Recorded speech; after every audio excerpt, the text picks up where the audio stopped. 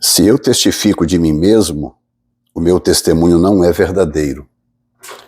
Há outro que testifica de mim, e sei que o testemunho que ele dá de mim é verdadeiro.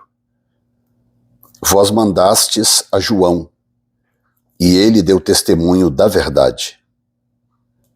Eu, porém, não recebo testemunho de homem, mas digo isso para que vos salveis.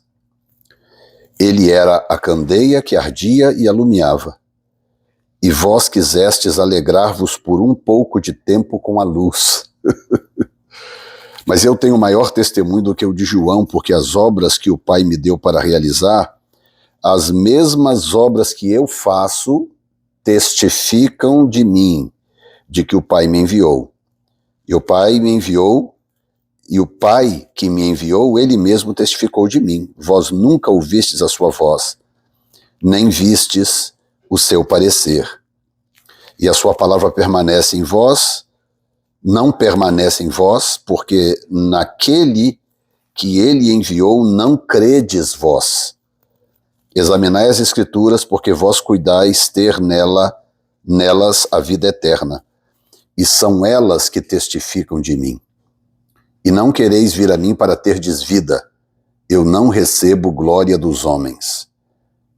Mas bem vos conheço, que não tendes em vós o amor de Deus.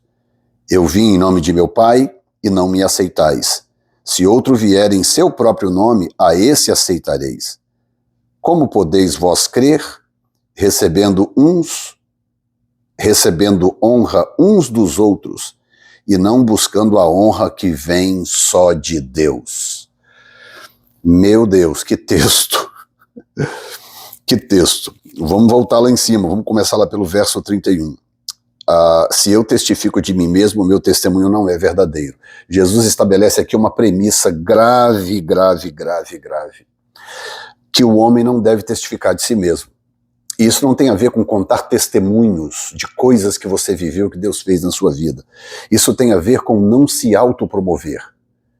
Não falar de você mesmo num tom de autopromoção.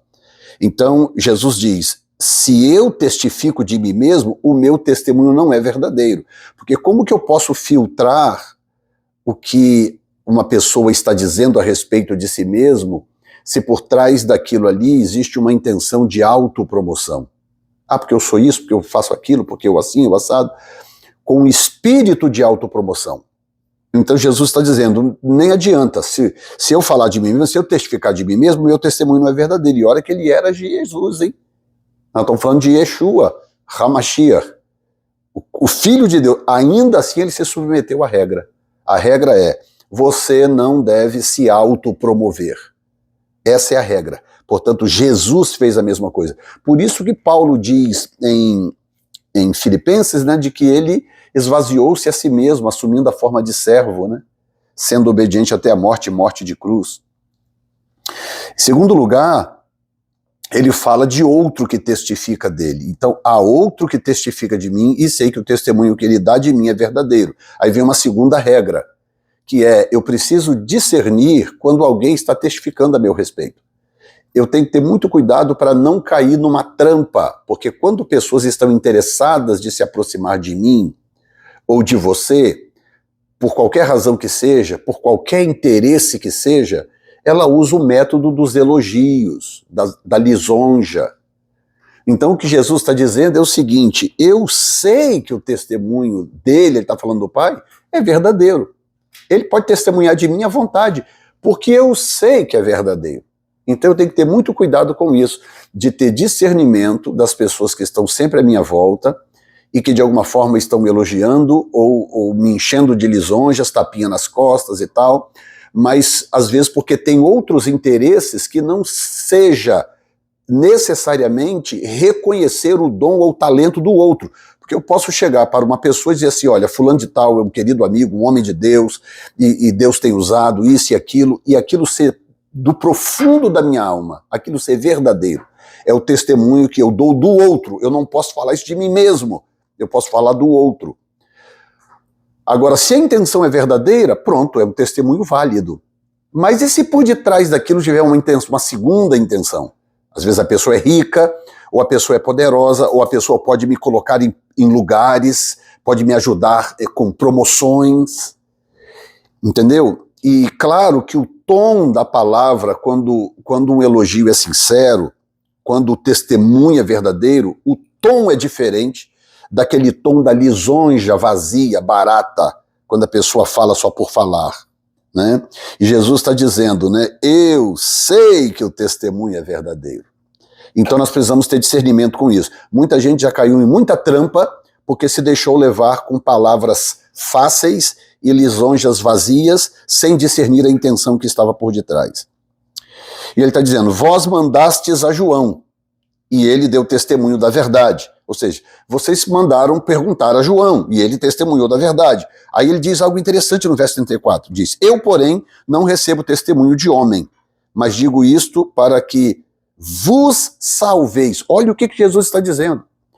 Aqui está uma das provas mais categóricas de que Jesus não tinha nenhuma crise de identidade. Jesus não tinha nenhuma dúvida de quem ele era, de onde ele tinha vindo. Com isso, ele tem autoridade para dizer. O que ele está dizendo é o seguinte, não importa se as pessoas estão falando bem de mim, eu não preciso disso. É isso que ele está dizendo. Eu, porém, não recebo testemunho de homem. E olha que ele está falando de João Batista. O que ele está dizendo? Que o testemunho de João não era por causa dele, era por causa dos outros. Ele está dizendo, mas digo isto para que vos salveis. Então, quando eu estou pregando Jesus, falando de Jesus e elogiando a Jesus, não é Jesus que precisa disso. Somos nós que estamos ouvindo é que precisamos daquilo. O testemunho a respeito de Jesus é para o outro, não é para Jesus. Entendeu? Jesus não tem essa necessidade que o ser humano tem de um modo geral, de que as pessoas falem bem dele, o reconheçam e tal. Tanto a prova é que quando os judeus estavam indo embora, né, acho que capítulo 8, mais à frente um pouquinho, quando os judeus estavam indo embora, e aí os discípulos vêm e falam, Senhor, esse testemunho é muito pesado, o pessoal está indo embora. Aí Jesus diz o quê? Vocês não querem ir também? Porque Jesus não precisava daqueles discípulos.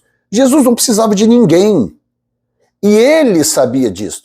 Então ele não tinha crise de identidade, ele não tinha necessidade de se autoafirmar ou de ser afirmado por alguém, porque o próprio Pai já havia falado a seu respeito. Que coisa linda quando a pessoa alcança essa dimensão de cura. Isso para mim é uma alma absolutamente curada, saudável, quando tanto faz se você elogia ou me critica, para mim vai dar no mesmo em termos de resultado final. Não é que eu não gosto de ser reconhecido, mas como resultado final vai dar no mesmo, porque o resultado final do que eu faço é por causa dele, não é por causa das pessoas que estão à minha volta. Então, se é crítica ou se é elogio, o resultado final vai ser o mesmo. Isso é muito importante.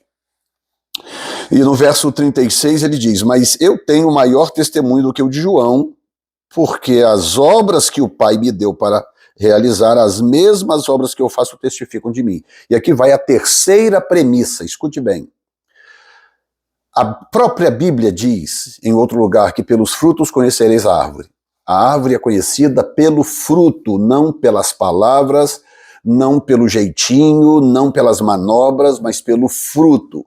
Então, como é que você faz para você poder analisar as pessoas que estão à sua volta, ou até mesmo aquelas pessoas que você acompanha pela internet afora, ou seja lá o que for? Ora, você tem que analisar qual é o fruto de vida daquela pessoa.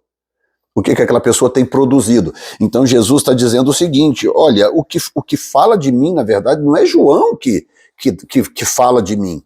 O mais importante não é o que João está dizendo de mim. Oh, eis o Cordeiro de Deus que tira o pecado do mundo. Amém, está dizendo a verdade. O Pai enviou ele para dizer aquilo. Mas mesmo se ele não dissesse aquilo, as obras que eu faço diriam que eu sou o Cordeiro que tira o pecado do mundo. Estão entendendo? Então, se nós focarmos muito mais nas obras do que nas lisonjas e nas palavras das pessoas, a gente vai trabalhar com a alma mais leve, despreocupado, sem tensão, porque alguém está criticando ou porque alguém está elogiando. Aliás, o meu pastor, que já partiu para o Senhor há muitos anos, ele costumava dizer, e eu só fui entender isso depois, ele costumava dizer que o elogio é mais perigoso do que a crítica. Porque quando você ouve uma crítica, você se arma, se protege e se defende. Quando você ouve um elogio, você se desarma, você se abre. E se a pessoa que está por detrás do elogio tem uma intenção, segundas intenções por detrás daquilo, lá na frente você pode ter problemas.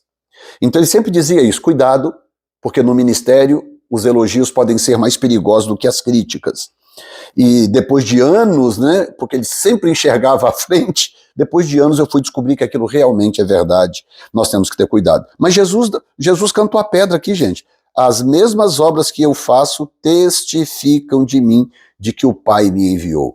Como é que vocês podem saber que o ministério do apóstolo Jefferson Neto é um ministério divino enviado por Deus? Procure sondar os frutos, procure sondar os resultados.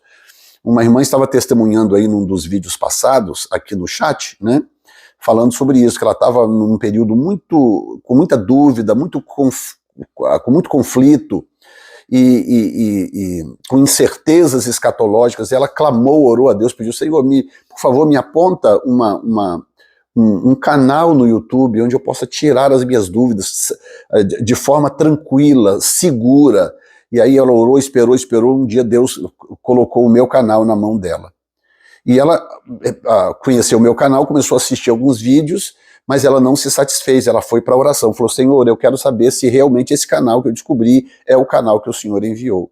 E aí o que acontece? Quando foi à noite ela teve um sonho, nesse sonho Deus falou com ela, foi onde ela teve paz. Então ela vem, se alimenta do canal, participa, muito grata, muito feliz. Por quê? Porque ela testou, é o que a Bíblia diz, provai os espíritos, para ver se eles procedem de Deus. Por que as pessoas estão caindo em tudo quanto é balela que tem por aí?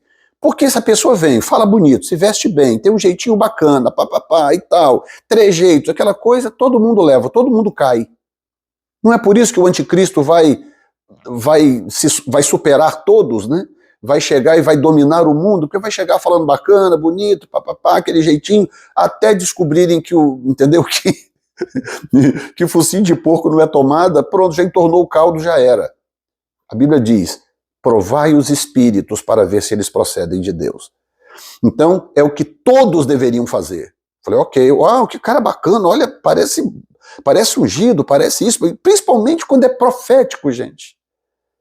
Principalmente quando é profético. As pessoas caem fácil demais. Chega a ser assustador.